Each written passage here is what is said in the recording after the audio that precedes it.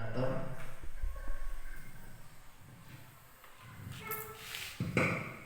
Bismillahirrahmanirrahim. Assalamualaikum warahmatullahi wabarakatuh. Waalaikumsalam warahmatullahi Eh, wabarakatuh. Bapak Ibu yang hadir pada hari ini yang luar biasa, terima kasih kesempatan yang diberikan kepada saya yang pada intinya di sini saya tidak menggurui Bapak Ibu, tidak menggurui Bapak Ibu, tetapi di sini eh, saya hanya ingin berbagi apa yang sudah saya pelajari dari modul 1.4, yaitu tentang budaya positif. Jadi mohon maaf apabila yang saya sampaikan nanti kurang sepaham atau mungkin belum sesuai dengan sudut pandang kita. Tapi yang pasti budaya positif ini sudah kita lakukan, hanya saja ada beberapa konsep yang perlu kita luruskan, seperti itu. Di sini saya membuat pengantar. Nah, ini sedikit untuk mengawalinya. Saya yakin Bapak Ibu guru yang di sini sudah sangat lama mengajar, bahkan ada yang 20 tahun, mungkin Pak Nyoto hampir 30 tahun Pak Nyoto ya. Iya, Pak Nyoto, Pak Sur, Pak Kus, Pak Cep itu sudah sangat lama. Dan sebenarnya kalau bicara budaya positif, bagi mereka sudah lama, sudah saya terapkan sejak dulu, memang benar. Tapi di sini kita akan merefleksi kembali bagaimana budaya positif itu yang dimaksud di dalam konsep ini. Nah, kuncinya di sini kita harus selalu belajar. Kita sebagai pengajar harus memahami bahwa modal utama dari seorang guru pembelajar adalah belajar.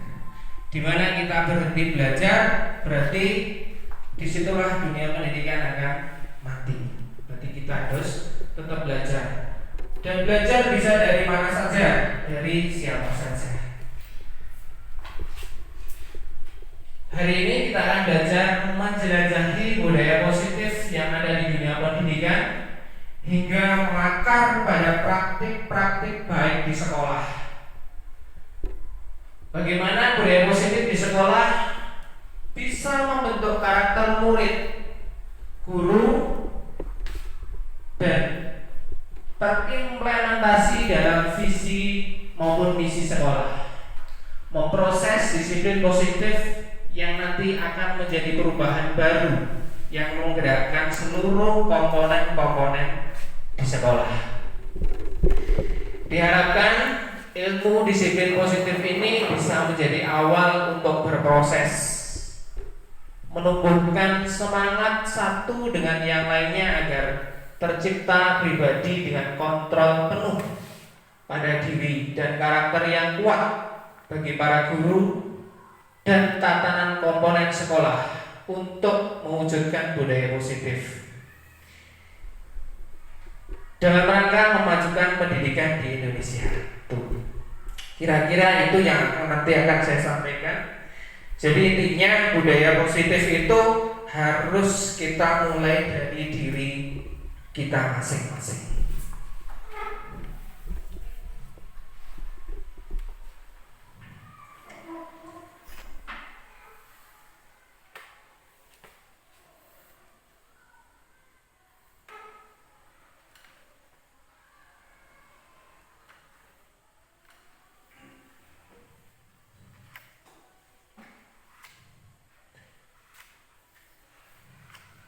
Oke, kita masuk ke materi.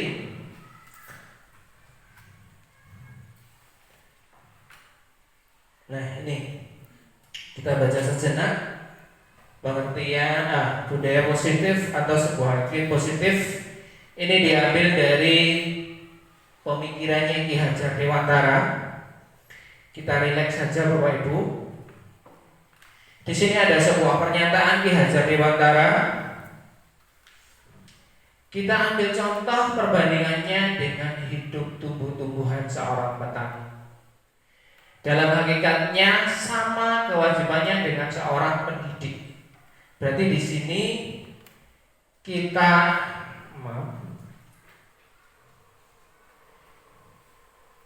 itu diibaratkan seorang petani. Kita itu seorang petani yang menanam padi. Hanya dapat menuntun tumbuhnya padi. Ia hanya dapat memperbaiki kondisi tanah, memelihara tanaman padi, memberikan pupuk dan air, membasmi ulat atau jamur yang mengganggu hidup tanaman padi dan lainnya. Pada intinya berarti kita hanya sebagai seorang petani, dan murid adalah tanamannya. Bisa padi, bisa jagung, bisa porang, bisa sayuran dan sebagainya. Berarti kita tidak bisa mendidik padi seperti kita merawat padi seperti kita merawat jagung. Kita tidak bisa merawat jagung seperti merawat porang. Seperti itu. Berarti pada akhirnya setiap anak itu sudah punya modal. Dia padi, dia jagung, dia porang, dia sayuran dan sebagainya. Kita tidak bisa menganggap semua murid itu sama. Itu berarti kita harus sadar hal itu. Kita tidak bisa mengontrol murid harus sejalan dengan kita, harus seide dengan kita. Seperti itu kira-kira Bapak Ibu. Berarti apakah kita bisa memaksa murid? Gak bisa. Kalau dulu kita pernah dengar teori multiple intelligence, bahwa setiap orang itu mempunyai kecerdasan masing-masing. Seperti itu. Seperti kalau di sini ada Mas Diksi ya. Mas Diksi punya kecerdasan dalam seni menggambar. Apakah Mas Diksi kita paksa untuk dia bisa olahraga? Tidak. Kita hanya bisa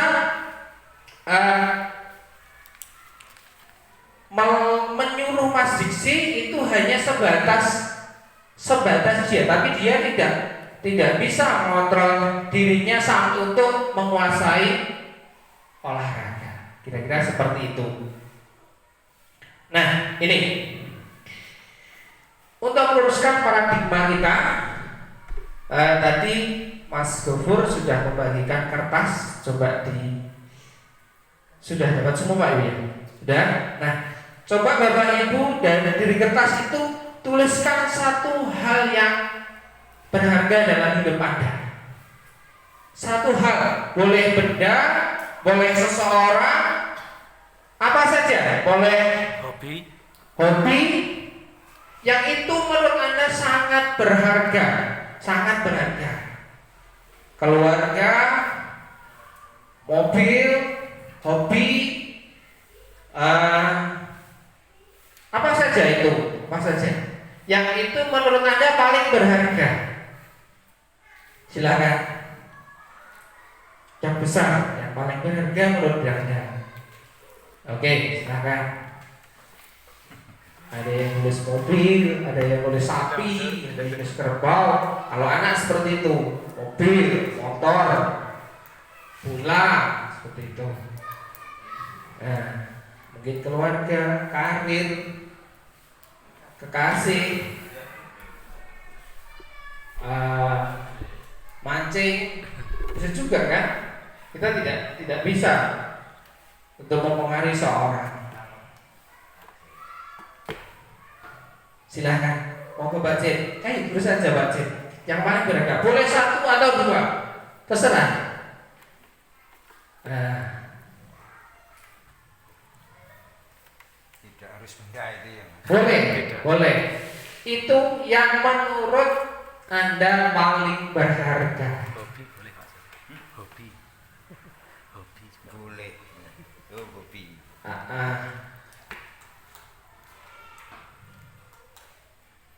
Yang konkret yang Anda miliki saat ini. Saya sudah milikinya. Harus konkret itu ya. Ya. Enggak konkret. Sabun? Sabun? Oke, kalau sudah coba remas. Remas dan genggam. Remas dan genggam. Nah, remas dan genggam. Nah, terserah remas bentuknya apa. Oke. Sabun? Nah, coba teman di sebelah Anda akan ingat, yang Anda pegang adalah hal yang paling berharga dalam hidup Anda. Genggam sekuat-kuatnya. Dan teman di sebelah Anda akan mencoba untuk membuka genggamannya itu. Mungkin saya bisa dengan Mas D. Silakan. Boleh nggak salah satu dulu. Nah, si genggam misalkan Pak Cip ini yang mencoba meremas. Boleh nggak? Itu sesuatu yang paling berharga. Boleh nggak? Ayo, silakan prakteknya dengan gampang. Nah, saya minta punyanya Pak Nyoto misalkan. Boleh nggak? Tidak boleh. Tidak boleh. Ada yang boleh? Hah?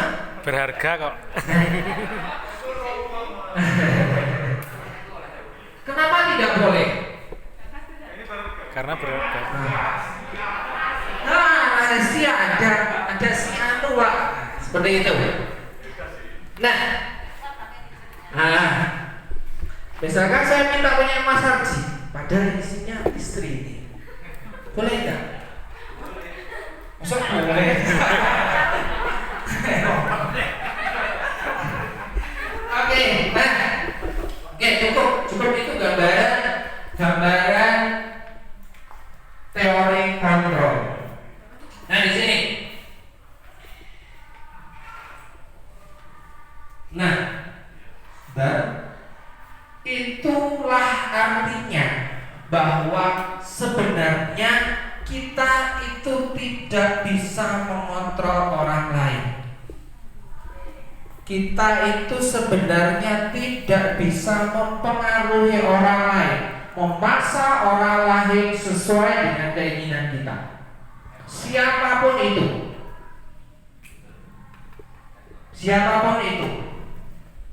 Ingat, termasuk di situ ada murid kita.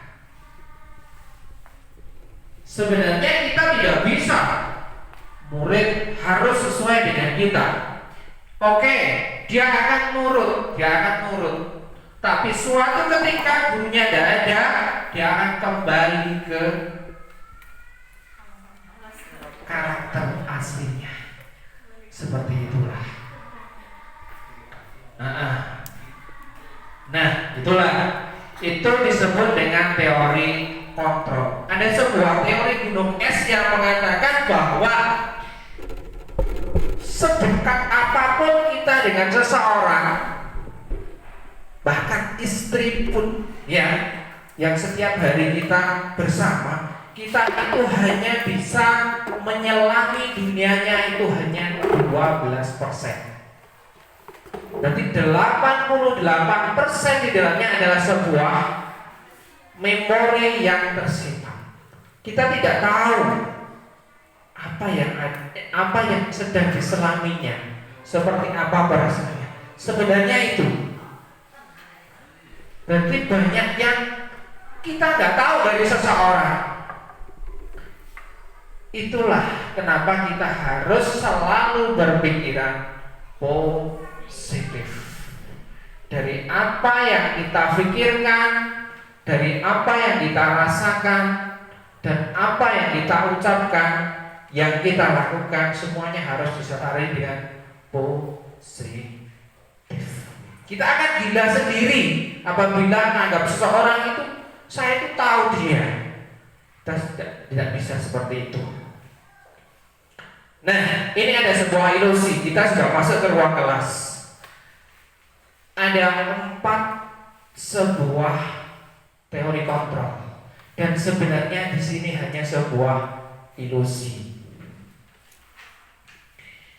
Guru bisa mengontrol murid. Bisa nggak kita kontrol murid? Tidak bisa. Kita tidak bisa mengontrol murid. Mengontrol di sini dalam arti tidak hanya menyuruh dan melakukan, tidak. Berarti kita mempengaruhinya supaya sama dengan kita. Kita tidak bisa kontrol dalam arti itu. Kritik dan membuat orang merasa bersalah dapat menguatkan karakter. Semua penguatan positif, efektif dan bermanfaat. Nah, di sini yang keempat, orang dewasa memiliki hak untuk memaksa. Apakah Bapak Ibu guru sering memaksa murid untuk melakukan seperti yang kita mau? Ini loh Cah, butuh nih. Belajarnya butuh ini, seperti itu. Nah, itu saya lakukan sampai dengan hari ini. Saya sendiri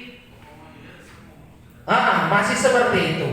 Memang sangat sulit karena memang karakternya sangat berbeda-beda.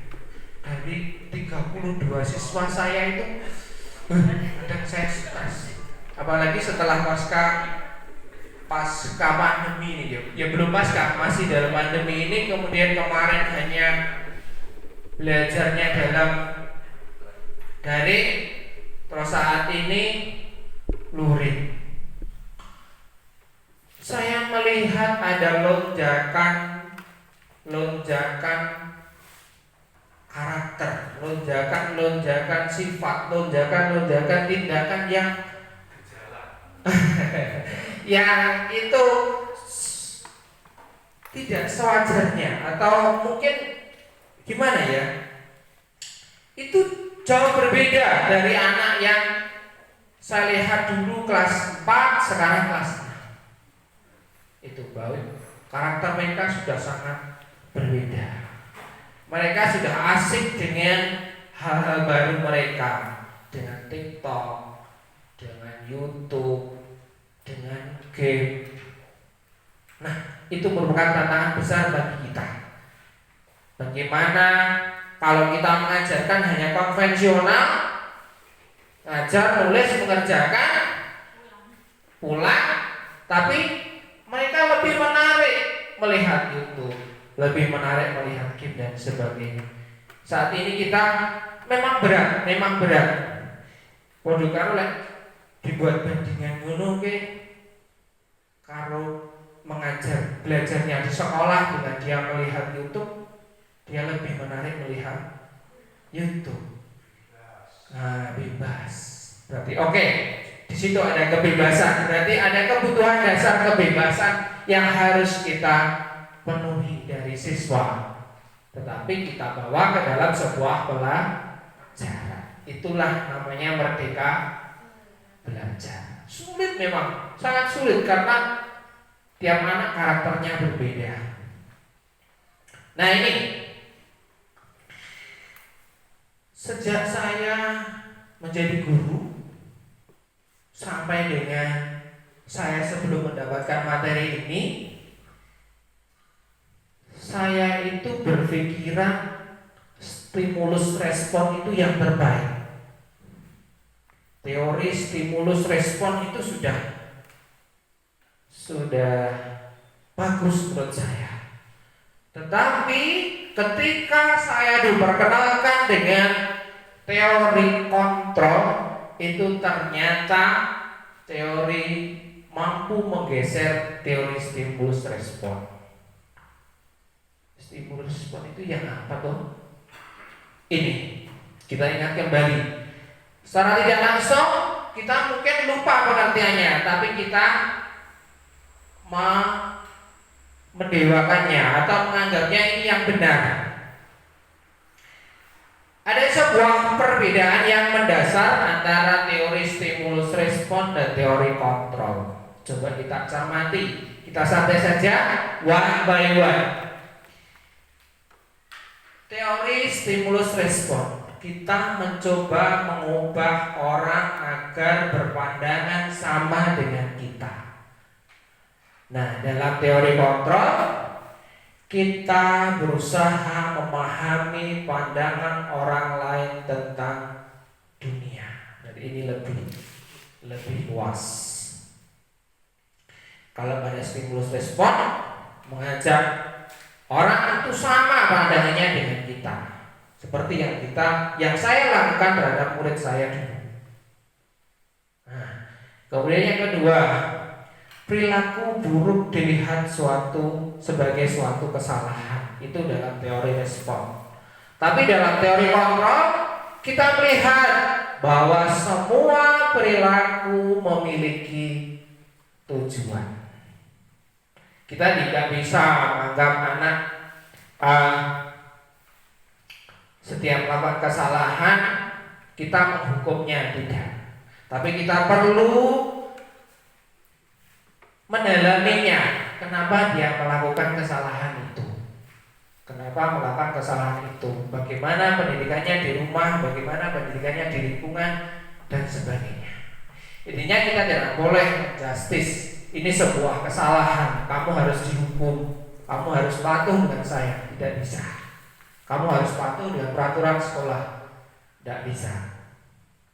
Mungkin dia melakukan, tapi ketika dia kembali, dia akan, atau tidak ada yang mengontrol, dia akan kembali ke karakternya. Dia tidak akan mematuhinya. Tuh. Orang lain bisa mengontrol saya. Hanya Anda yang bisa mengontrol diri Anda. Saya nggak bisa memaksa Pak Cep itu harus sama dengan saya. Nggak bisa. Begitu juga Pak Cep nggak bisa mengontrol saya. Ini saya Pak, ini Pak Cep.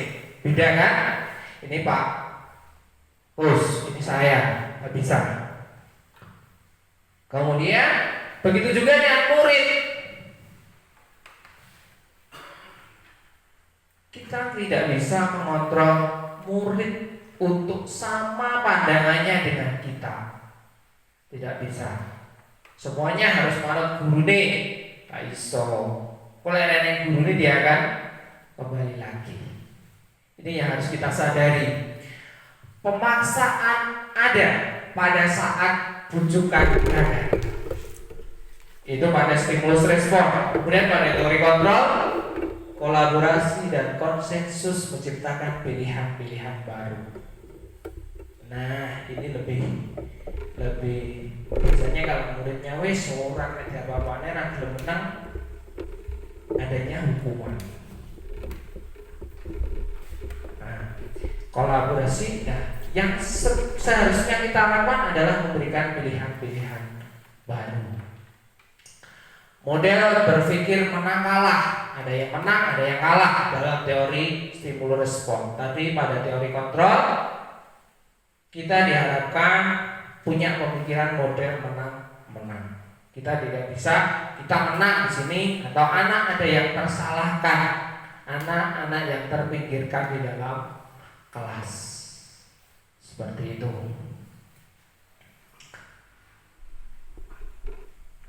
Kemudian kita masuk ke disiplin. Pada awalnya materi budaya positif ini awalnya adalah disiplin positif. Kalau yang kita kenal disiplin itu apa toh?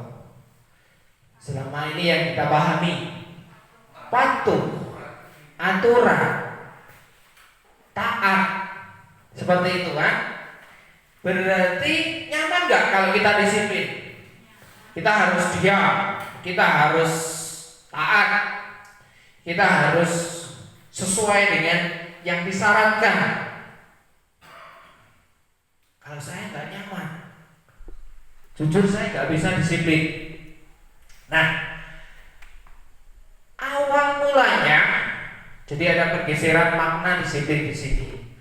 Awal mulanya disiplin itu sebenarnya adalah belajar. Nah, ini yang perlu kita pahami. Makna asal dari kata ini berkonotasi dengan disiplin diri dan murid-murid Sokrates dan Plato. Disiplin diri membuat orang menggali potensinya menuju sebuah tujuan apa yang ia hargai. Ini sebenarnya atau yang benar seperti itu. Tetapi yang kita kenal saat ini ada sebuah kenyataan. Namun dalam budaya kita makna kata disiplin telah berubah menjadi sesuatu yang dilakukan seorang pada orang lain untuk mendapatkan kepatuhan. Kecenderungan umum adalah menghubungkan disiplin dengan ketidaknyamanan, bukan dengan apa yang kita hargai atau pencapaian suatu tujuan mulia. Ini sebenarnya disiplin yang kita lakukan saat ini itu hanya untuk formalitas. Misalkan kenapa kalau naik motor kita harus pakai helm? Kenapa? Ada seorang yang berpandangan supaya tidak kena tilang. Tetapi sebenarnya nilai yang dituju adalah sebuah keselamatan. Seperti itu. Pada pandemi disarankan kita memakai masker. Kenapa? Hanya untuk dokumentasi saja, Pak. Tidak, ada nilai yang kita hargai, yang kita tuju, yaitu sebuah keselamatan. Nah, itulah yang menjadi dasar pemikiran makna disiplin di sini. Jadi ada tujuan-tujuan atau nilai yang kita hargai, yang kita tuju. Kira-kira seperti itu. Nah, ini tujuan kita ada di sini. Tujuan kita ada di sini. Teori motivasi perilaku manusia. Satu, untuk menghindari ketidaknyamanan hukuman. Jadi kita melakukan sesuatu itu hanya atas dasar menghindari hukuman, supaya tidak kena hukuman. Tadi saya contohkan, kita naik motor pakai helm supaya tidak kena tilang dan sebagainya. Kita ke masjid pakai songkok, pengetok. Tidak. Sebenarnya ada nilai yang kita tunggu. Kenapa kita harus pakai songkok? Supaya rambutnya mungkin saat sujud, ininya kan harus bersih. Nah, seperti itu. Oke. Begitu juga dengan murid.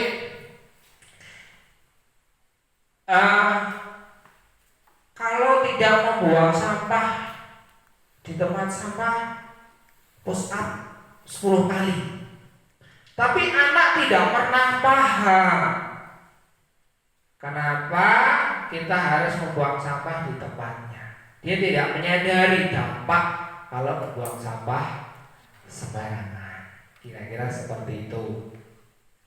Yang terjadi hanya sebuah motivasi eksternal. Berarti dia melakukannya itu tidak atas dasar kesadaran.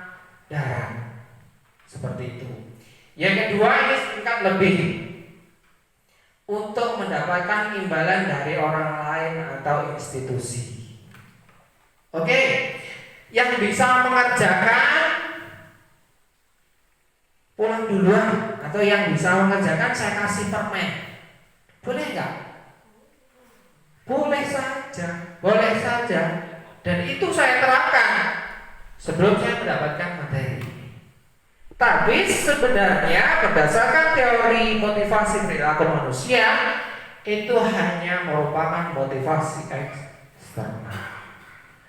Yang bisa mengerjakan matematika ini silahkan pulang. Nah, di kelas itu yang pintar matematika hanya 2 misalkan. Nah, anak yang tidak pintar matematika sudah down. Pasti nanti yang bisa mengerjakan Mbak Tina, karena Mbak Tina pintar matematika. Nah, dan dengan Pak Cek gimana? Saya tuh nggak bisa matematika. Pulangnya saya kapan? Kira-kira seperti itu. Nah, oke. Nah, itu betul. Akibatnya besok dia sudah pesimis. Duh, nanti yang bisa nggak ngerjakan pulang belakang. Nah, saya pasti nggak bisa kalau ngerjakan matematika. Dia sudah tipis harapannya. Seperti itu. Nah, kita boleh memberikan penghargaan itu, tapi kita perlu memberikan suatu pemahaman. Kira-kira ya.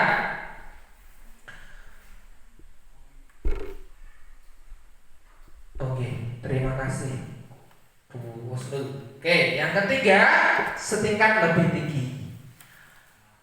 Dan ini yang kita harapkan untuk menghargai diri sendiri, menjadi insan sesuai harapan kita. Pak Sur di sana mewajibkan guru piket jam 6:30 harus di halaman di gerbang menjemput anak-anak yang diantarkan orang tua. Tetapi begitu saya tidak jadwal piket, saya datang jam 8. Itu sebuah motivasi eksternal. Nah, diharapkan piket atau tidak, kita datang pagi, kita bisa menjemput anak di pintu gerbang. Atau kalau ada saat ada bapak kepala sekolah, saya aktif, saya masuk kelas. Sebelum ada istirahat saya tidak keluar kelas.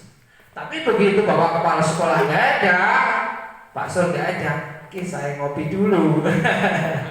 Itulah sebuah motivasi eksternal. Diharapkan tidak.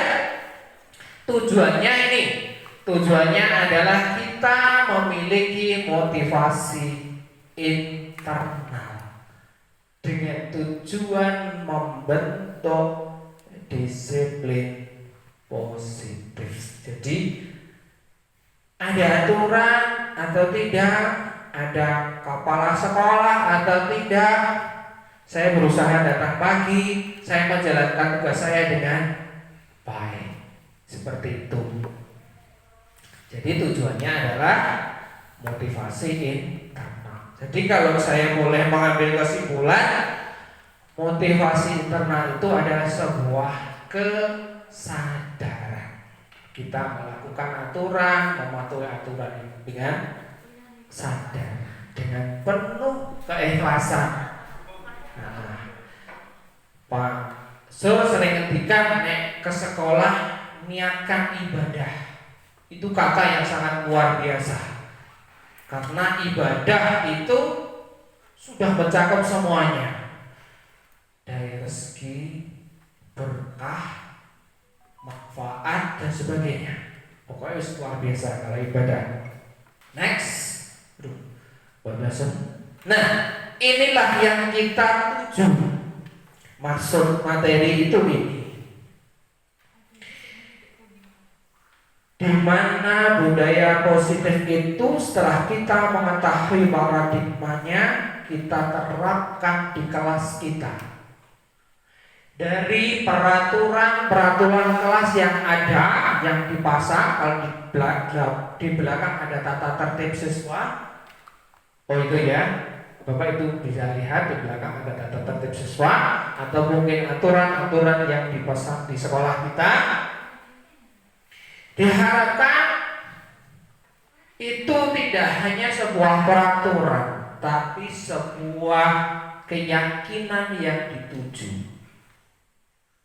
Nah, dari keyakinan positif yang dituju itu diharapkan bisa menciptakan lingkungan kelas yang positif. Dari kelas-kelas yang positif akan beriklim pada sekolah yang positif. Kalau semuanya sudah positif, diharapkan sekolah itu sudah terbentuk namanya budaya positif atau iklim positif di situ sudah berjalan tanpa harus adanya hukuman dan paksaan. Harapannya seperti itu. Nah, itu dimulai dari kelas-kelas kita. Kalau kita sering dengar peraturan kelas, tapi di sini sedikit kita geser. Kita tingkatkan menjadi sebuah keyakinan. Oke, kalau Bapak Ibu belum mendapatkan kenapa keyakinan atau apa maksudnya keyakinan. Nah, keyakinan itu berarti saya yakin kalau saya melakukan ini berarti ini baik. Bedanya keyakinan kelas dan peraturan kelas. Kalau peraturan kelas di sana itu yang buat dari satu arah, mungkin dari pihak sekolah saja, ya toh? Nah, kalau keyakinan kelas ini peraturan ini muncul dari dua arah, dari guru sebagai pembina kelas dan dari murid. Jadi kita bawa murid, bagaimana tuh kelas yang kalian inginkan atau model belajar apa yang kalian inginkan. Kita fasilitasi, kita wadai murid untuk menuliskan kelas apa yang ia mau. Kelas tertib, tidak boleh bully teman atau tidak boleh contek, di kelas harus tertib dan sebagainya. Nah, guru mendata itu, kemudian itu kita jadikan sebuah keyakinan. Oke, nanti akan kita tunjukkan bagaimana keyakinan. Nah, ini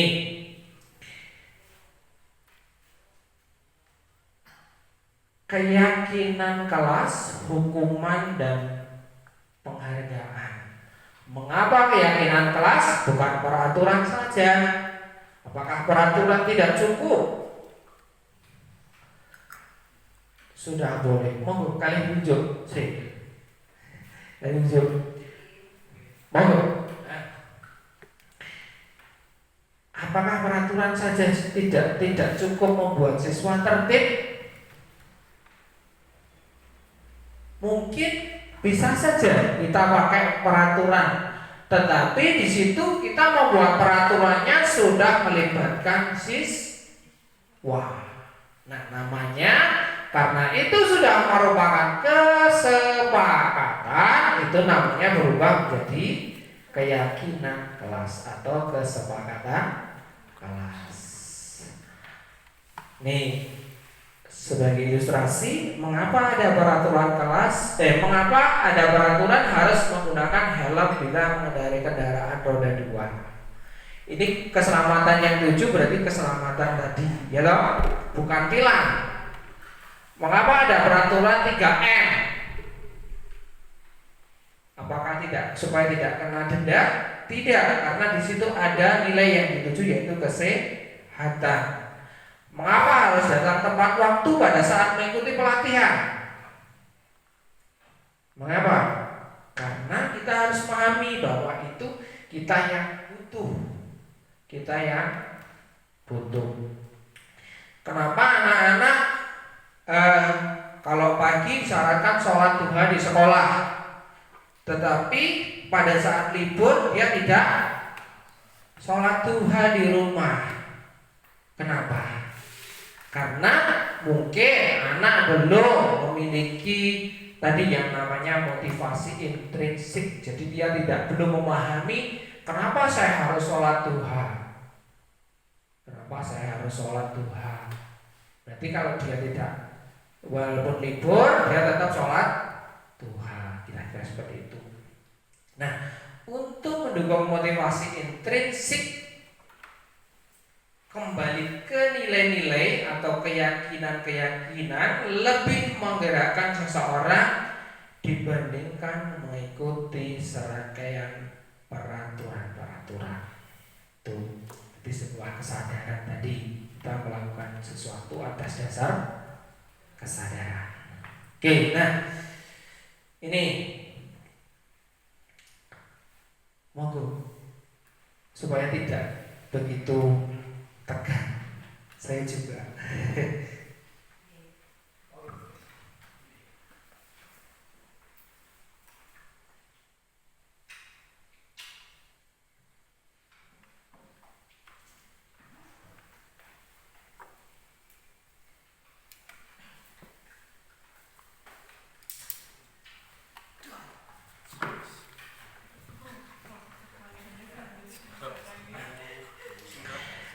Oke, nah di sini ada sebuah dua tampilan peraturan.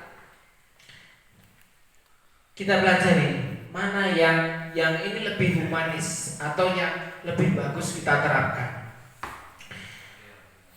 Kesepakatan kelas ini TK Dharma Wanita Persatuan. Contoh, datang tepat waktu mengucapkan salam, menjaga kebersihan sekolah, berdoa sebelum dan sesudah kegiatan, aktif dalam pembelajaran, tertib. Apakah di sini ada yang salah? Tidak ada yang salah. Peraturan ini sudah bagus. Tapi ini masih berasal dari satu arah. Nah, diharapkan pada materi ini kita membentuk suatu kesepakatan kelas yang itu kita susun sendiri, yang kita susun bersama murid. Ya, anak. Ini contoh, kami guru dan murid yang saling menyayangi. Kami murid yang semangat belajar. Kami murid yang peduli dengan teman-teman. Nah, diharapkan aturan-aturan yang sudah ada itu kita bisa merubahnya. Bukan berarti merubah isinya, tidak, tetapi menjadikannya sebuah kesepakatan kelas. Nah, contoh di sini.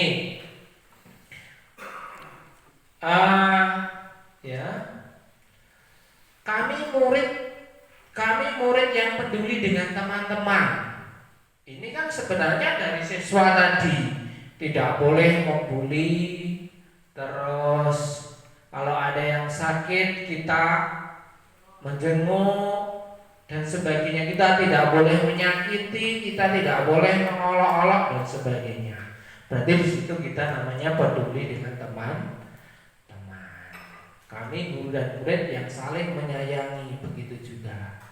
Kami murid yang semangat belajar. Situ. Nah, dari sini kan sebenarnya gambaran kelas yang diinginkan itu adalah kelas yang kondusif, kelas yang nyaman dan sebagainya. Nah, ini saya sudah menerapkan dalam kelas saya, kelas 6. Tapi memang merubah sebuah peraturan menjadi sebuah keyakinan itu kita tidak bisa hanya 1-2 hari seperti kita merubah karakter anak. Tidak bisa kita hanya 1-2 hari. Itu butuh waktu berbulan-bulan bahkan bertahun-tahun. Karena mereka punya lingkungan, mereka punya keluarga dan sebagainya. di sekolah mensyaratkan anak-anak harus sholat tertib, harus membaca Al-Quran tertib. Tapi di sisi lain tidak ada dukungan dari orang tua, tidak ada dukungan dari masyarakat. Hal itu akan sangat sulit kita lakukan, atau keberhasilannya akan sedikit mengalami hambatan. Berarti dari sini sinergi sekolah, keluarga, masyarakat itu harus saling dukung. Seperti itu. Kita syaratkan anak sholat, harus rajin sholat. Di rumah orang tuanya nggak sholat, kan sulit juga. Seperti itu.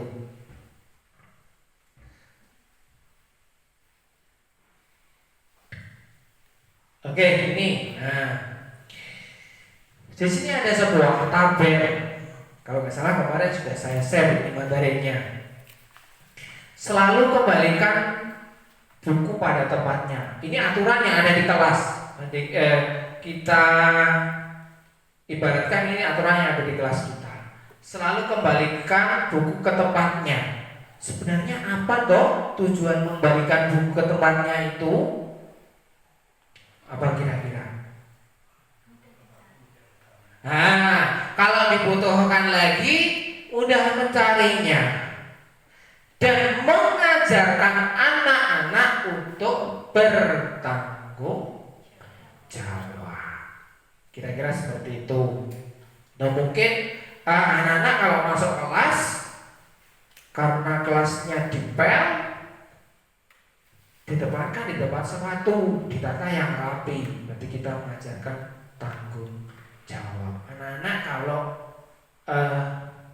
jajan harus antri, tidak boleh berdesak-desakan.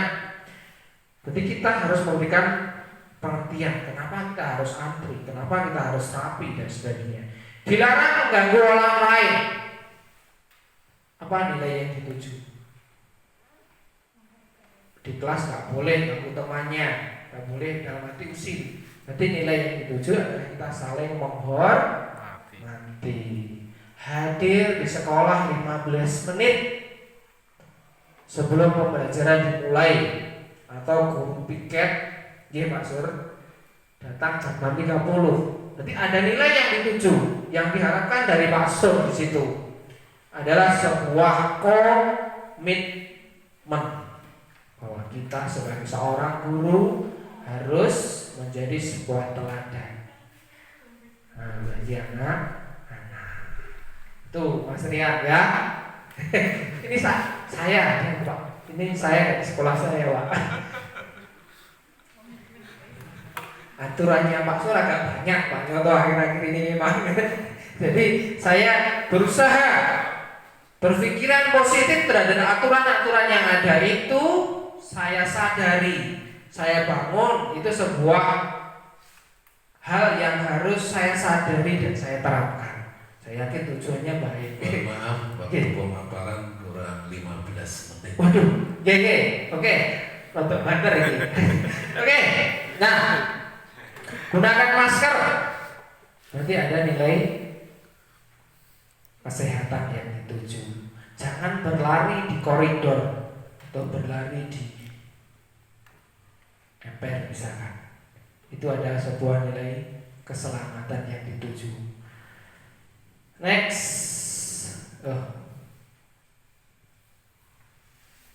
Nah, ini hukuman dan konsekuensi. Saya berikan contoh saja.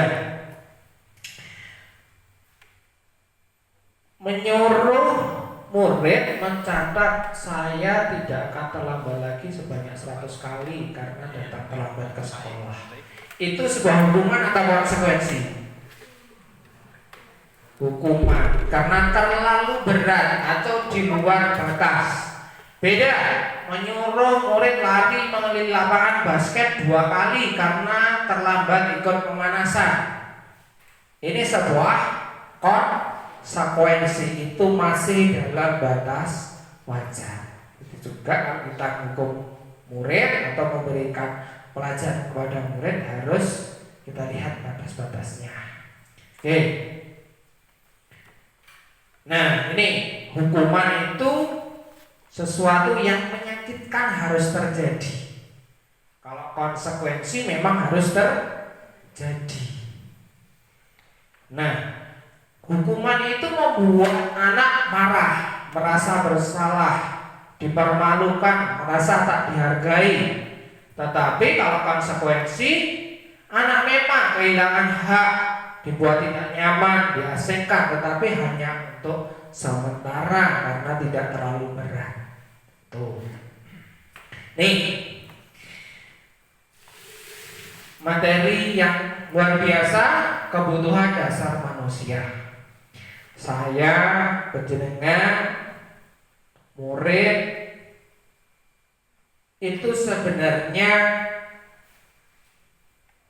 ada kebutuhan dasar yang harus dipenuhi. Di sini ada sebuah teori mengelompokkan menjadi 5 kebutuhan dasar. Yang pertama, belonging. Belonging itu artinya, kalau tandanya ini artinya apa? Cinta atau kasih sayang. Walaupun orang itu seperti Werkudara, seperti Gatot Kaca, tapi di sini seorang itu pasti punya kebutuhan dasar, yaitu cinta dan kasih sayangnya. Lalu seorang kesatria pun punya kebutuhan dasar cinta. Yang kedua, power. Power itu adalah sebuah kekuatan. Fans, kesenangan, freedom, kebebasan, survival. Ini adalah kelangsungan hidup. Oke. Kasih sayang, terus power, kasih sayang, saya lihat dulu, kebebasan, kasih sayang, kebebasan, kesenangan, dan penguasaan. Saya ada sebuah kasus, saya contohkan.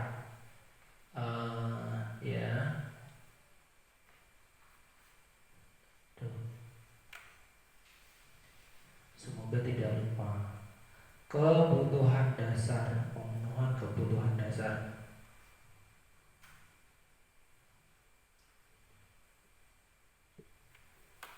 Nah, ini ada sebuah kasus di kelas. Ibu Ambar, guru wali kelas 2A, sedang bingung menghadapi ulas salah satu muridnya.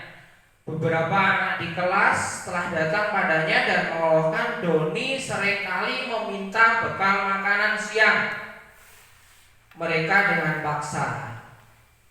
Jika Anda menghadapi situasi seperti Ibu Ambar, apa yang Anda lakukan? Menurut Anda, kira-kira apa alasan Doni melakukan itu? Di sini Doni sedang berusaha untuk memenuhi kebutuhan dasarnya. Kalau Doni minta makanan temannya karena lapar, berarti dia sedang memenuhi kebutuhan dasar survival, yaitu kelangsungan hidup. Tapi karena Doni minta makanan karena pengen dianggap kuat, berarti di situ dia penguasaan. Kalau dia supaya teman-temannya memperhatikannya, berarti dia sedang memenuhi kebutuhan dasar perhatian, karena mungkin di rumah kurang mendapatkan perhatian. Kira-kira seperti itu. Selanjutnya, karena waktunya ya.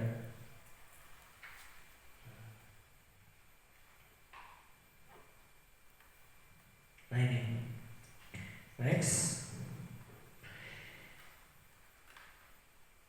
Aku bosen, masa belajar ini cuma gitu-gitu aja, dengerin ibu guru aja. Berarti di sini anak sedang berusaha untuk memenuhi kebutuhan dasarnya, yaitu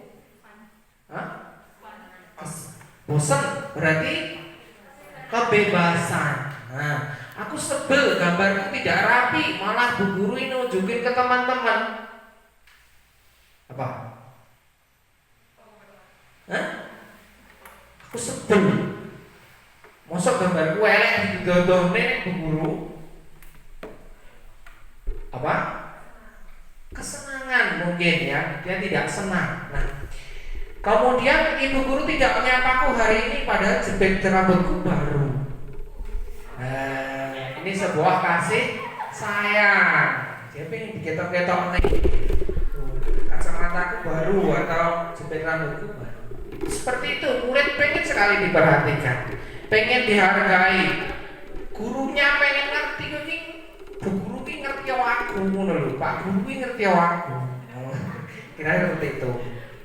Nah, ini ada sebuah teori yang ini mari kita introspeksi, kita berada pada posisi mana? 1, 2, 3, 4, 5. Ada 5 posisi kontrol kita sebagai guru. Guru yang menghukum, guru yang membuat merasa bersalah, atau guru sebagai teman, guru sebagai pemantau, dan guru sebagai manajer. Diharapkan guru itu pada posisi pemantau atau manajer. Contoh begini, menghukum, guru berkata, guru berbuat, menghadik, menunjuk-nunjuk, menyakiti, menyindir. Kemudian berkata, kalau kamu tidak melakukannya, awas. Hasilnya murid akan memberontak, menyalahkan orang lain, dan suka berbohong. Kaitannya dengan dunia berkualitas, murid meletakkan guru di luar dunia berkualitas. Dunia berkualitas itu apa tuh Pak?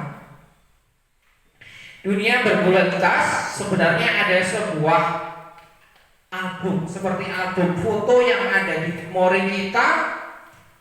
Isinya tidak terlalu banyak dan hanya ada hal-hal yang istimewa yang ada di dunia berkualitas itu, dan setiap orang pasti punya.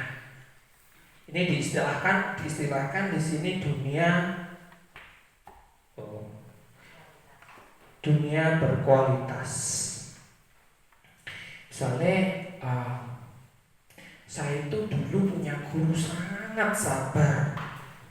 Dia selalu menasihati saya. Akhirnya saya memilih profesi menjadi seorang guru, dan alhamdulillah terwujud. Berarti seorang guru itu dia telah berhasil menempatkan dirinya pada posisi dunia berkualitas si siswa itu. Nah, diharapkan Bapak Ibu guru bisa mewarnai dunia berkualitas anak. Ingat, yang ada di dunia berkualitas adalah hal-hal istimewa. Hal-hal istimewa, dan tidak seorang orang lain pun tidak bisa mengisinya. Yang mengisi, dan ini terbentuk secara alamiah.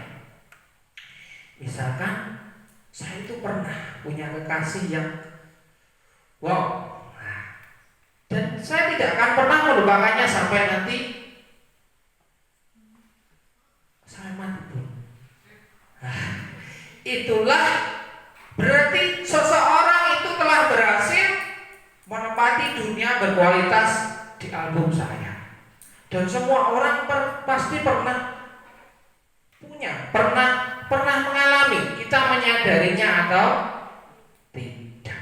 Nah, kalau dihubungkan dengan dunia saya, dunia kita, guru, nah ini penghukum jelas di luar dunia berkualitas, membuat merasa bersalah itu meletakkan guru di dalam dunia berkualitas.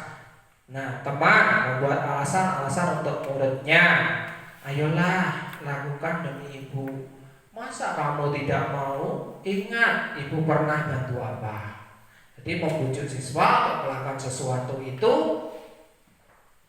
seperti kita berlaku pada teman. Nah, di situ ada efeknya. Murid akan ketergantungan kepada kita. Murid manja atau murid kadang lama itu. Kalau kita posisikan guru sebagai teman. Nah, selanjutnya pemantau. Pemantau ini gurunya di sini sedikit mempunyai kewibawaan di atas teman. Jadi guru itu memposisi kontrol dirinya pada pemantau. Kalau ada murid yang melakukan kesalahan, dia menanyakan, apa keyakinan kelas yang sudah kita sepakati? Atau apa peraturan di sekolah kita? Biarkan anak berpikir dan memutuskan, oh saya salah ini, seharusnya saya begini, dan saya akan memperbaikinya. Menyesuaikan diri bila tidak diawasi. Menyesuaikan diri bila tidak diawasi. Seperti tadi, kalau di kelas kalau gurunya nggak ada, diberi tugas tetap kondusif itu. Nah, diharapkan kita berada pada posisi manajer, posisi kontrol yang sangat luar biasa. Kalau ada anak yang berbuat salah, kita cukup mengajukan pertanyaan-pertanyaan. Kenapa kamu lakukan itu, nak? Seharusnya bagaimana, nak? Apa yang kita yakini? Apakah itu sudah kamu lakukan? Nah, itu diharapkan kita tidak menyakitinya. Kita tidak menyakiti anak yang melakukan kesalahan, tapi kita berusaha untuk menguatkan pribadinya. Bagaimana caranya bisa saya memperbaiki keadaan? Jadi murid akan berusaha memperbaiki kesalahannya itu sendiri, mengevaluasi diri, bagaimana cara memperbaiki diri.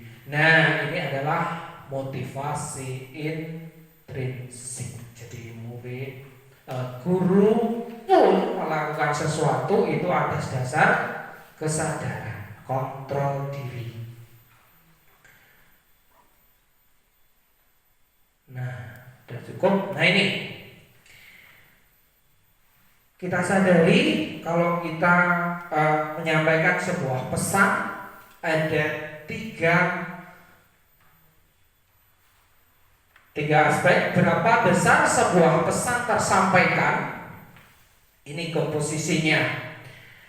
Kata-kata itu 10%, nada suara 35%, nonverbal atau sikap tubuh kita itu menduduki posisi 50%. Berarti kalau kita hanya telepon, kita hanya pesan itu hanya tersampaikan 10%.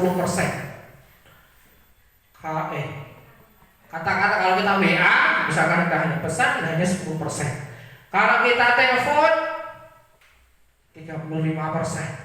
Tetapi kalau kita bertemu 55% berarti kalau kita bertemu, ngomong, mencapai ke sebuah kesepakatan itu 100%, baru 100%. Ini sebuah teori yang komposisi pesan itu bisa tersampaikan. Nah, dengar oleh murid hanya lewat WA, kerjakan tugas hari ini LKS halaman sekian. Itu. Nah, berarti dia hanya pemahamannya hanya 10%. Kalau dihubungkan dengan pembelajaran daring terus hanya lewat WA, yuk kira-kira cocok ini. Iya, Bu. Hanya. Nah, kalau tatap muka beda. Di situ kita bisa melihat gestur guru menyampaikan bagaimana atau penekanannya bagaimana. Berarti kalau hanya Vicon saja ya 10 kali 25 ini pol berapa? 45%. Kira-kira cocok itu. Karena menurut saya dulu kelas 5 pembelajarannya sering lewat WA. Karena kalau Vicon nggak ada SIP-nya Pak dan sebagainya, nggak punya data dan sebagainya. Jadi dari 32 siswa kadang molas 10 itu kalau lewat Vicon, dan itu saja maksimal 45% yang tersampaikan. Oke. Nah ini materi terakhir, namanya restitusi. Untuk mendapatkan pemahaman apa itu restitusi, restitusi adalah pengganti hukuman. Berarti proses menciptakan kondisi bagi murid untuk memperbaiki kesalahan mereka sehingga bisa kembali ke kelompok mereka dengan karakter yang lebih kuat. Berarti walaupun murid itu melakukan kesalahan, dia bisa menyadarinya, dia bisa tahu kenapa tidak boleh dilakukan dan hal apa yang harus dilakukan. Ya ini nanti saya tampilkan video restitusinya. Restitusi itu bukan untuk menebus kesalahan, tapi membelajarkan kita murid untuk belajar dari kesalahan. Kenapa kita tidak boleh melakukannya? Restitusi memperbaiki hubungan. Kalau hukuman merenggangkan hukuman atau merusak hukuman. Kemarin saya dihukum Pak Andi, hari ini saya nggak masuk. Tapi hubungan saya dengan murid itu sudah rusak untuk saat itu. Kemarin saya dihukum lari 10 kali. Dengan hukumannya kemarin itu merusak hubungan saya dengan si murid itu. Mungkin bisa dengan orang tua pas sekolah, karena muridnya ngadu di rumah, dia perhatian saya dihukum lari 10 kali lapangan, atau diminta berdiri seharian di depan kelas dan sebagainya. Itu saya alami dulu waktu saya sekolah. Restitusi merupakan tawaran, bukan paksaan. Restitusi merupakan tawaran dan bukan paksaan. Menuntut untuk melihat ke dalam diri, kesadaran tadi, mencari kebutuhan dasar yang melandasi tindakan. Berarti tadi kita perlu mencari apa toh yang menyebabkan anak ini kok di sekolah selalu muring-muring, atau tidak memperhatikan pelajaran, atau dia berpakaian tidak sewajarnya anak SD misalkan. Kita perlu tahu hal apa yang melandasi atau yang mendasari anak berbuat itu. Kita tidak bisa aturannya di sekolah seperti ini, kamu itu nggak boleh berpakaian seperti ini. Kita boleh mengatakan aturannya seperti ini, tapi kita perlu memahamkannya dulu, ya. Cara untuk memperbaiki diri.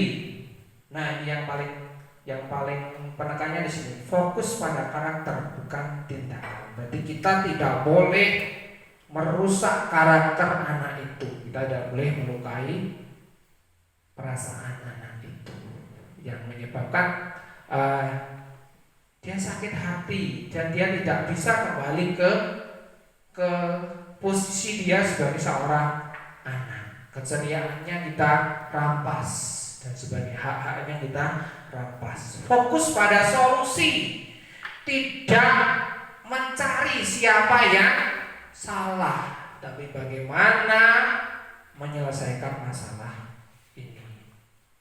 Membalikan murid yang berbuat salah pada kelompoknya. Maksudnya tadi, walaupun dia melakukan kesalahan, dia tidak minder, dia tidak rendah diri, apa rendah diri? rendah diri. Dia tidak rendah diri, dia tetap ceria, tetap bisa kembali ke dalam kelompoknya. Nah, ada 3 ini segitiga restitusi. Itu cara nilai anak bermasalah itu. Kita perlu yang pertama melakukan menstabilkan identitas.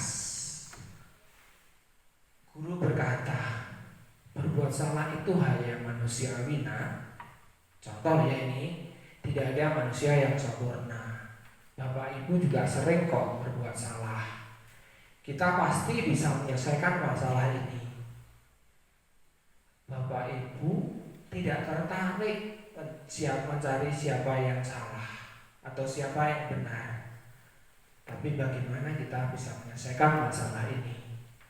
Kalau kamu menyalahkan dirimu terus-menerus, apakah kamu bersifat baik pada dirimu sendiri?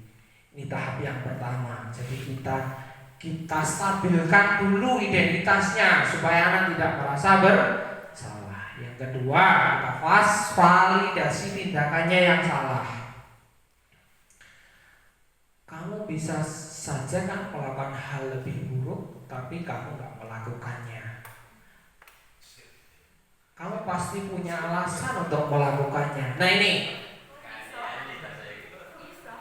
nyapu. Kenapa kamu melakukannya? Nah, ini dimiliki seorang guru pada posisi manajer. Nah, dan diminta guru penggerak itu belajar di sini, mencapai posisi kontrol sebagai seorang manajer. Dia bagaimana bijaksana dalam menyelesaikan suatu permasalahan. Nah, itu. Kamu boleh tak berusaha menjadi sikap itu, tapi tambahkan sikap yang lain yang lebih baru. Maukah kamu belajar cara lain untuk mendapatkan yang kamu butuhkan tanpa harus memukul? Ini misalkan ada anak yang suka memukul di kelas karena dia terbawa game yang tiap hari. Nah, itu. Jadi tidak boleh. Gak boleh memukul teman, tapi dia tidak tahu, kita tidak berikan pemahaman. Nyapa tuh kue, kayakmu kok mukul, tujuanmu apa? Atau kebutuhan dasar apa yang pengen kamu penuhi? Ingat, 6 kebutuhan dasar tadi, kalau anak itu tidak bisa mendapatkannya dengan cara positif, dia akan berusaha untuk mendapatkannya dengan cara yang negatif pun. Contoh, mukul itu positif atau negatif? Hah? Oh, mukul temannya itu positif atau negatif? Negatif. Kalau dia ingin diperhatikan, berarti dia sedang memenuhi kebutuhannya kasih sayang, supaya digatekne, mulai digatekne itu rumongso. Nah, seperti itu. Kalau dia pengen dianggap kuat, berarti mungkin di rumah dia sering dilemahkan oleh keluarganya. Kamu tuh nggak bisa apa-apa, ngene ora iso. Mereka seperti itu. Nah, dia berusaha untuk memenuhi kebutuhannya di sekolah. Saya itu kuat loh, aku ngalah nih Siano misalkan. Kira-kira seperti itu. Nah, diharapkan kita bisa menjembatani anak untuk memenuhi kebutuhannya dengan cara-cara yang positif. Yang selanjutnya, terakhir, menanyakan keyakinan. Guru berkata, apa nilai yang kita percaya di kelas? Atau kalau ada murid yang rame, ayo kesempatan kemarin apa? Kita nggak boleh rame loh di kelas.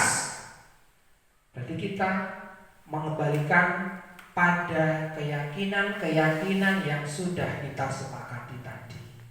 Ayo kalau di kelas nggak boleh rame loh. Kemarin kita sepakat nggak boleh rame, itu tulisannya.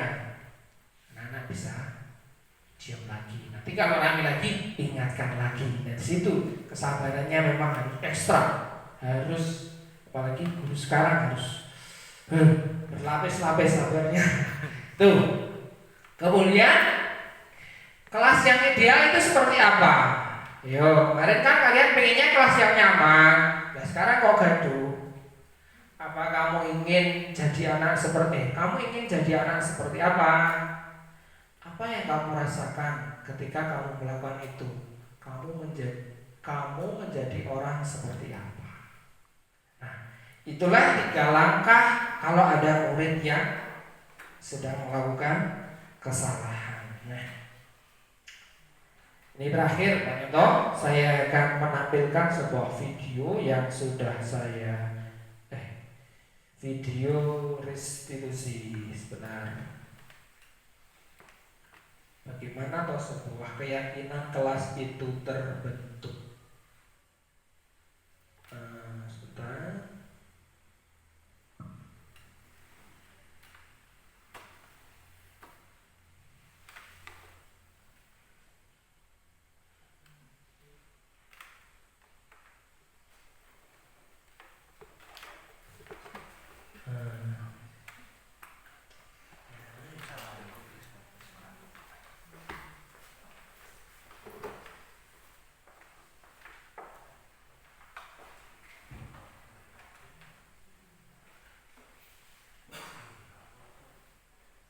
Nah ini mungkin bisa dinyalakan Mas, tolong Mas,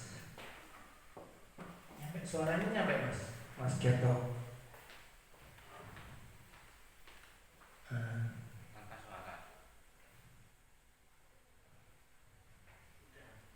Sudah nyala?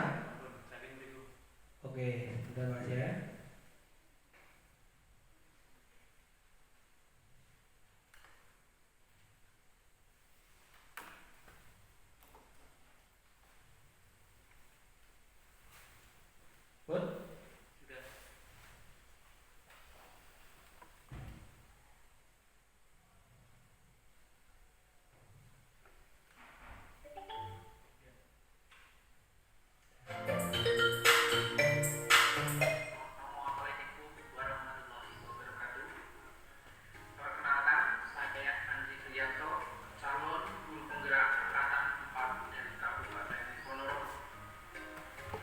Ini kemarin saya coba praktek gimana toh sebuah restitusi itu bisa dijalankan. Saya akan mempraktekkan penerapan segitiga restitusi di sekolah kami, yaitu di SD Negeri 1 Cokoko, Kabupaten Ponorogo.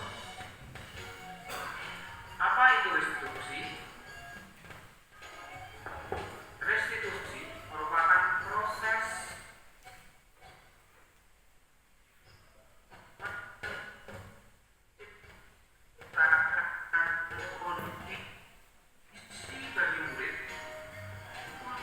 memperbaiki kesalahan mereka sehingga bisa kembali ke kelompok mereka dengan karakter yang lebih kuat.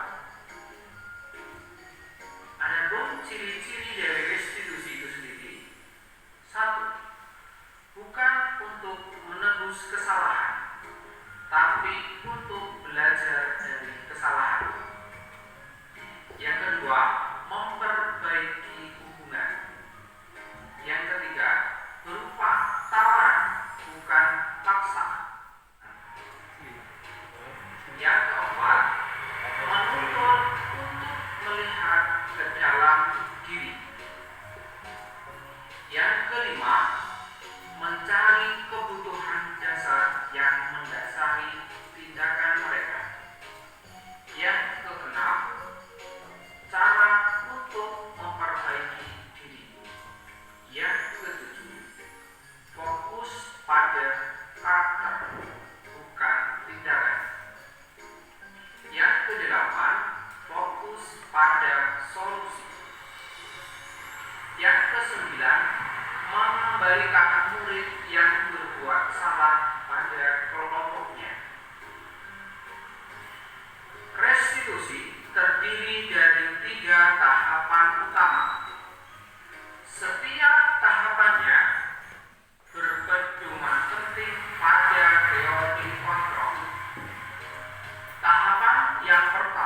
yaitu menstabilkan identitas. Tahapan yang kedua yaitu validasi tindakan yang salah. Tahapan yang ketiga yaitu menanyakan keyakinan. Seperti apa penerapan restitusi? Yuk kita simak video berikut.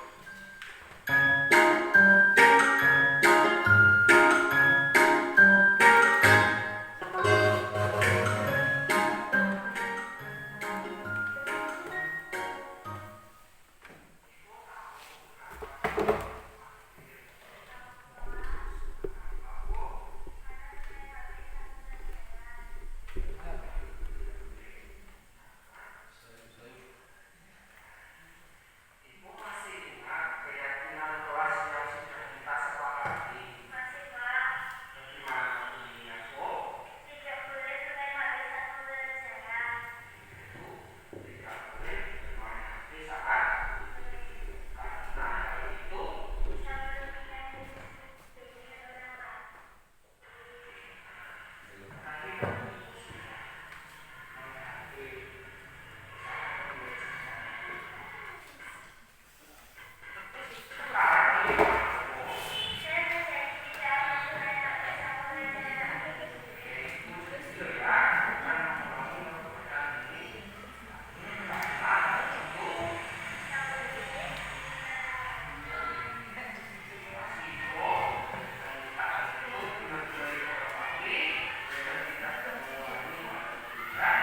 itu Oke, sebagai pesan terakhir bahwa kalau ada murid yang sedang melakukan kesalahan, di situ kita diminta untuk namanya merestitusi dengan tidak menghukumnya. Jadi yang pertama tadi kita stabilkan identitas, kemudian yang kedua kita validasi tindakannya, kemudian yang ketiga tadi, Mas tadi. Kita kembalikan ke keyakinan kelas. Kalau misalnya saya contohkan di sini ada yang main HP saat di kelas. Nah itu saya panggil, terus saya tanya, kenapa kamu kok main HP? Kenapa kamu main HP? Nah saya tanya sebabnya nyapo, tapi kok duluan HP ya? Mungkin pembelajaran gurunya di sini tidak menarik dan sebagainya. Nah di situ kita kembalikan ke keyakinan kelas. Oke, kemarin kan kita sepakat bahwa kita tidak boleh main HP saat pembelajaran. Dan situ anak tidak tersakiti dan dia bisa kembali ke teman-temannya. Oke, terima kasih. Kira-kira itu Pak Nyoto dan Ibu semua, Bapak Ibu semuanya yang bisa saya sampaikan. Mohon maaf atas segala kekurangannya.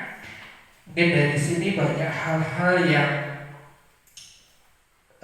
mungkin kita berpandangan yang berbeda, itu tidak apa-apa. Yang pasti di sini kita harus selalu menerapkan budaya positif kepada terutama kepada siswa di kelas-kelas kita. Terima kasih. Sekian. Assalamualaikum warahmatullahi wabarakatuh.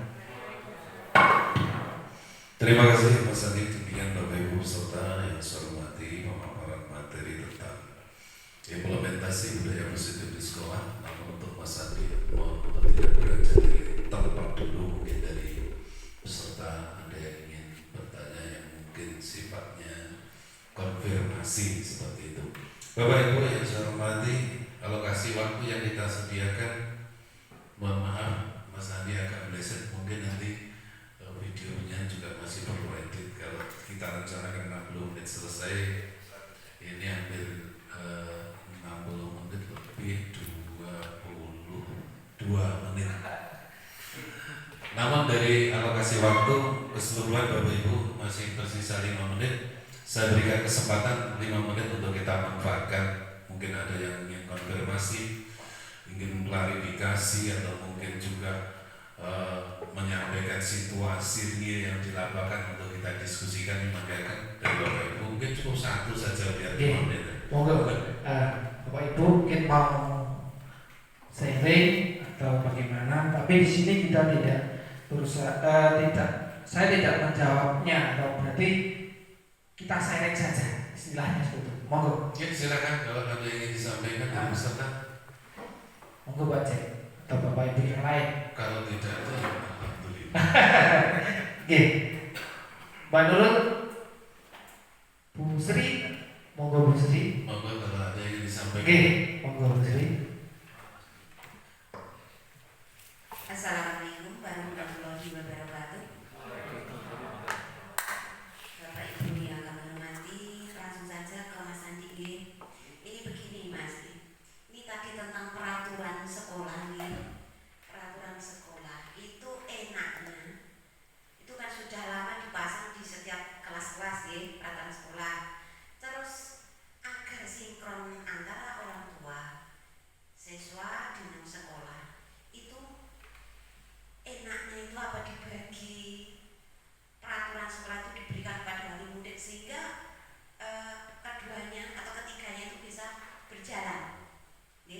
Apa itu diterangkan, jadi nanti misalkan anaknya begini di sekolah terus diingatkan oleh guru tetap saja mungkin berubah sebentar nanti ubah lagi. Itu kalau orang tua tahu mungkin di sekolah diberi seperti ini oleh gurunya, di rumah pun diingatkan mungkin nanti lama-lama akan berubah. Mungkin itu yang dapat kami sampaikan. Mohon maaf akhirnya. Wassalamualaikum warahmatullahi wabarakatuh. Waalaikumsalam. Oke, sebelum dijawab mungkin ada satu lagi. Jangan panjang-panjang. Ada, monggo dari Mbak siapa? Oke.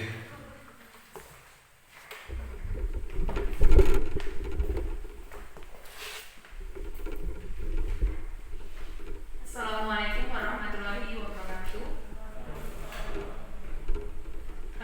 Saya yang ingin saya sampaikan, mungkin masalah kita atau yang telah saya alami itu ketika menyampaikan sesuatu yang positif kepada anak adalah di masalah komunikasi. Bagaimana cara kita menyampaikan komunikasi kepada siswa supaya mereka tidak merasa mendapatkan hukuman tadi, tetapi mereka berkomitmen,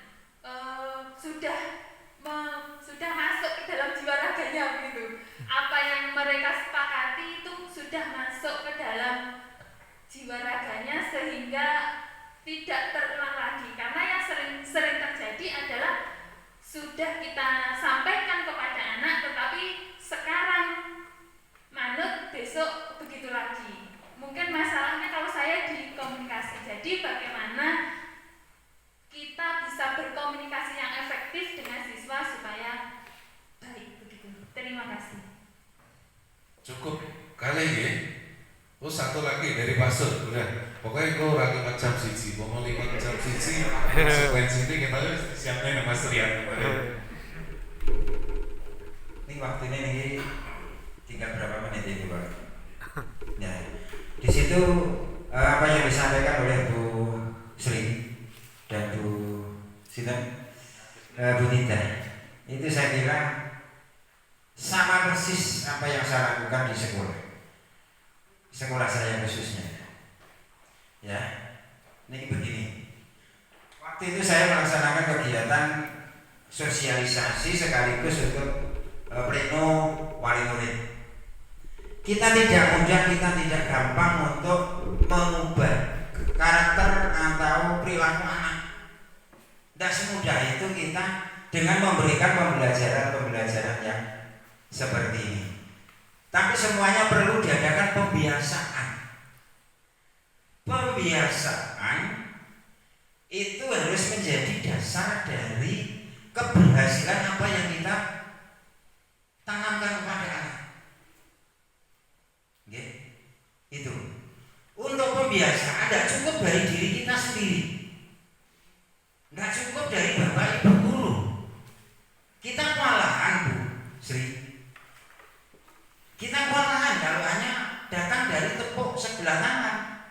Tapi di situ perlu ada sosialisasi kerjasama yang baik dengan wali murid, karena keberhasilan, kedisiplinan, ketertiban itu berawal dari rumah. Otomatis bapak ibu wali atau orang tua di rumah itu menjadi peran juga, sehingga saya kumpulkan, saya datangkan ke sekolah untuk kerja sama, saling bahu membahu untuk mencapai tujuan tersebut.